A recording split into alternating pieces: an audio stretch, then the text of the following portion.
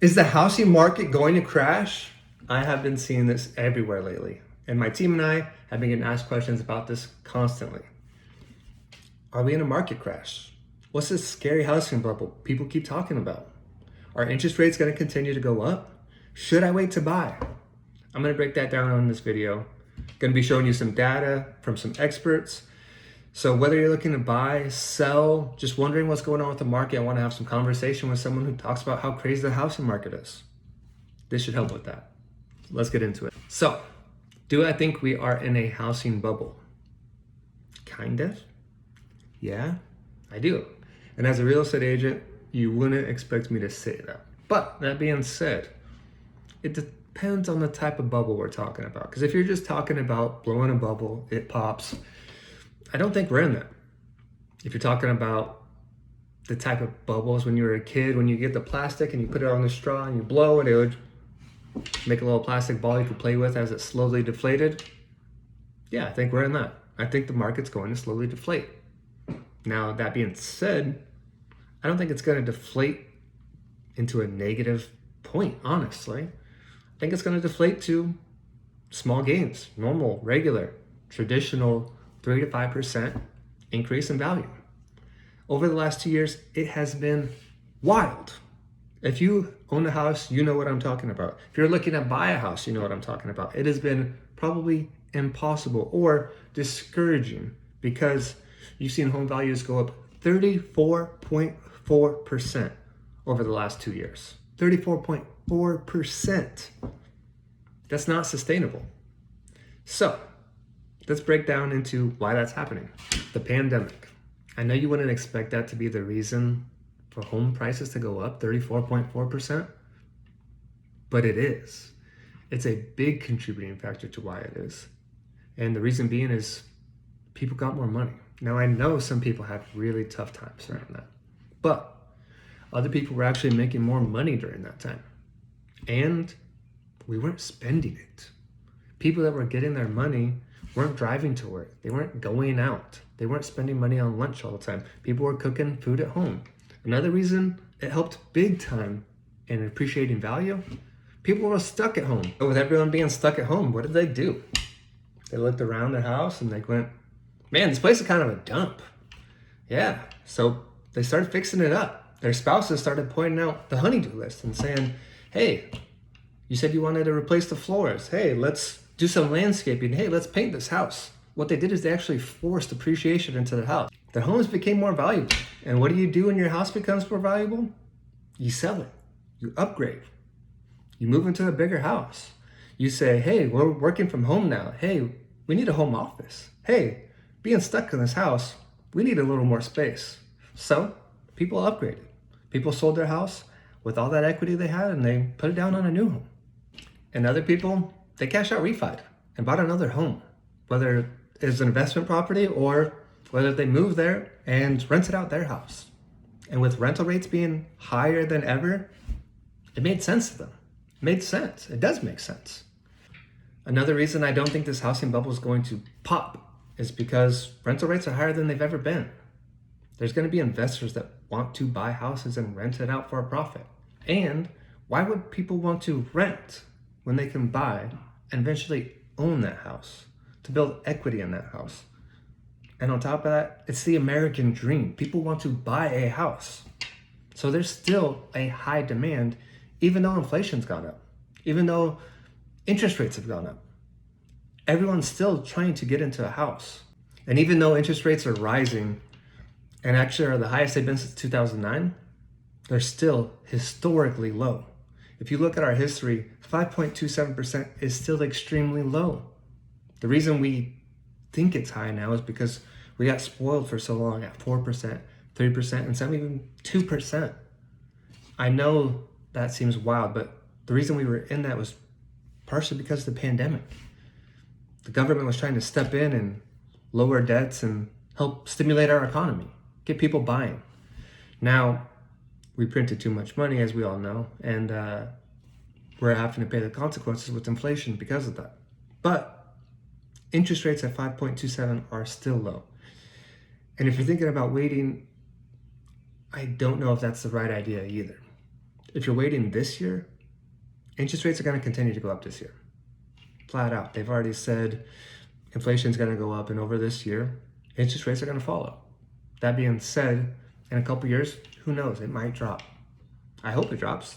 I would love to get into some more properties at a lower interest rate. But as of now, we don't know if houses are going to still continue to go up, down, sideways. None of us really know. We just look at the data and make our best guess from that. One of the best ways to figure out if we're in a housing market crash is to actually look in the past. Look at the history, look at the data before, and see if we're on that same path. So I'm going to show you this graph, and this graph is going to show you home appreciation since World War II.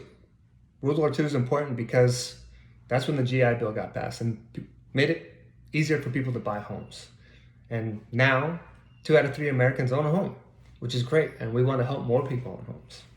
And as you can see in this graph, home value appreciation has gone up and up and down and up and down and up and down, and it kind of just follows this pattern where it's slowly going up. The only actual big drop, and it dropped by 19%, was 2006, 2007, 2008. Now, why did that big drop happen?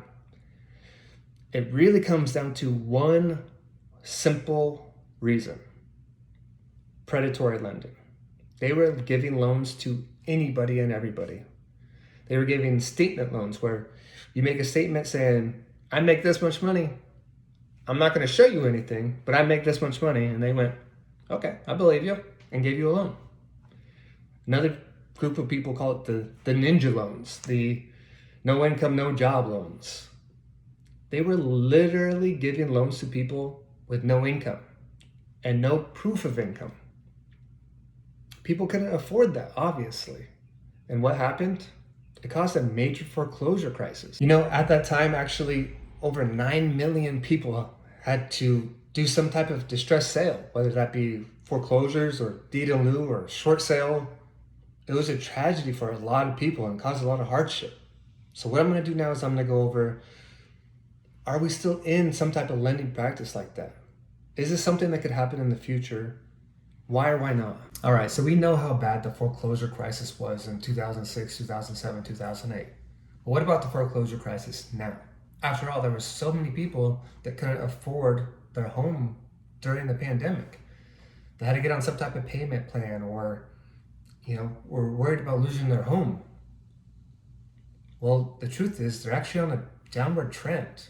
There was a lot of people that did have a short-term effect with that, but the government helped step in, and people that got their jobs back and were able to make those payments. Now, I'm not saying everybody did, but as you can see in this graph, we're on a downward trend. There's actually under 700,000 homes in forbearance right now compared to the 9 million in 2006, 2007, 2008. Under 700,000 is literally 1% of total mortgages. People aren't going to lose their homes, which is a great thing. We shouldn't be upset about that. I know there's some slimy investors that were planning on buying foreclosures when everybody lost their homes. Truth is, that's not going to be happening. So here are the most recent numbers for the people getting out of forbearance. 37% of them paid in full. 44% of them are still on payment plans, and only 18% of them are still in trouble. And out of that 18 that aren't on a payment plan or haven't paid it in full, only 1.3% actually had to short sale or do a deed in lieu. This is a great thing. We don't want to see people getting foreclosed on. Oh, and by the way, those people that couldn't make those payments during the pandemic, they've had their home for the last 2 years. And over the last 2 years, home values have appreciated on an average of 34.4%.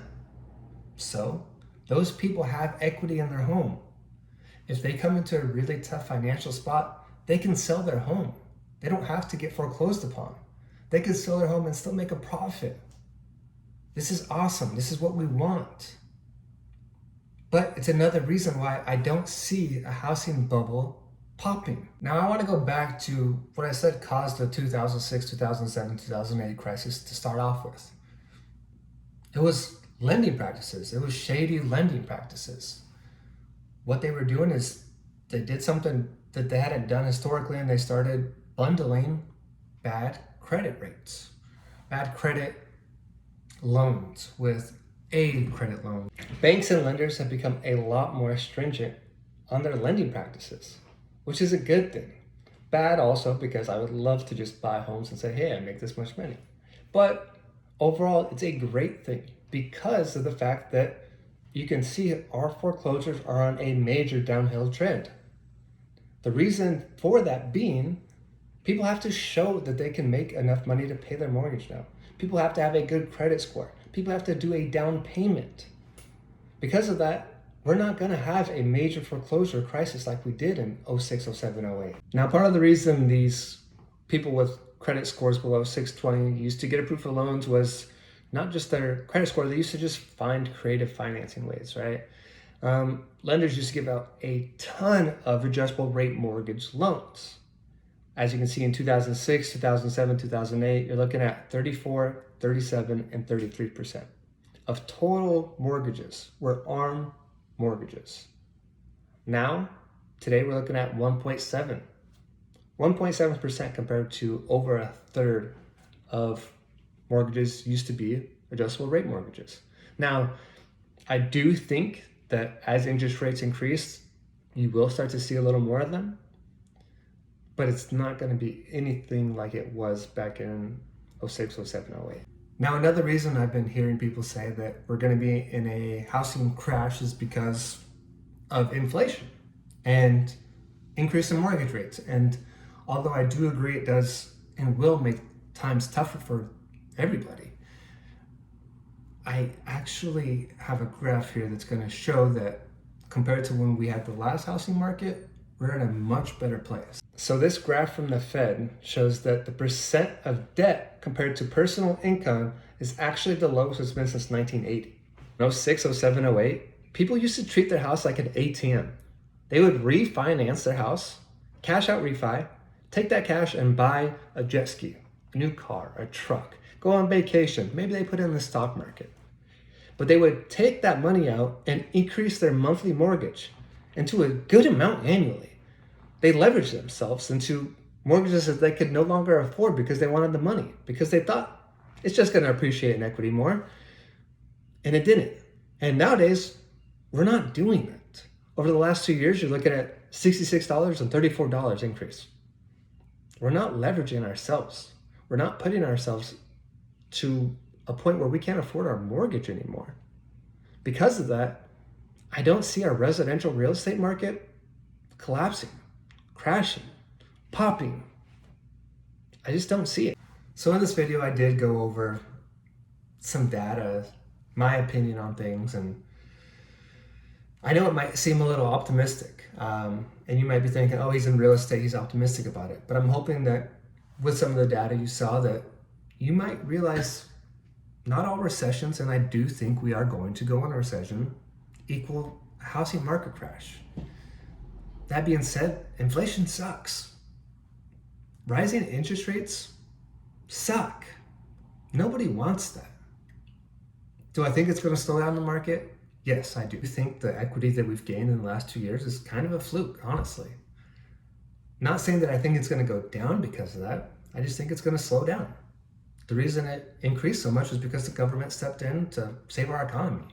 Now, that being said, I just think we're going to go back to more of a neutral, standard real estate market. People are in extremely low interest rates, and that'll keep some people from moving. That'll slow down the market.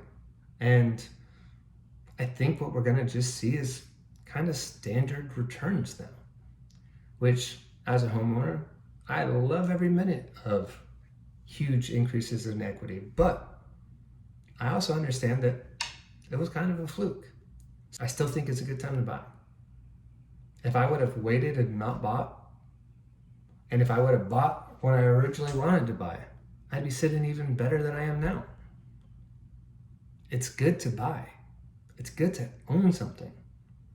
I still think it's better to own a home, pay off your mortgage, own your house, build equity in your home, than it is to rent and do that for somebody else. Now, I know with inflation and increased prices, it'll be harder to afford those homes.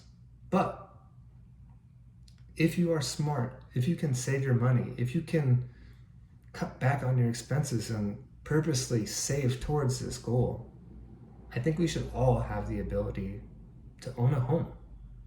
At least that's my wish. So, overall, that's my opinion on what's going to happen. That's my team's opinion from what I've gathered, and just thought I'd share that with you and let you know that yes, you do see all these housing market crash, housing bubble, scary, everything. But I don't think things are going to be that bad. If you've made it this far, thank you for watching, and please reach out to my team for any of your real estate needs.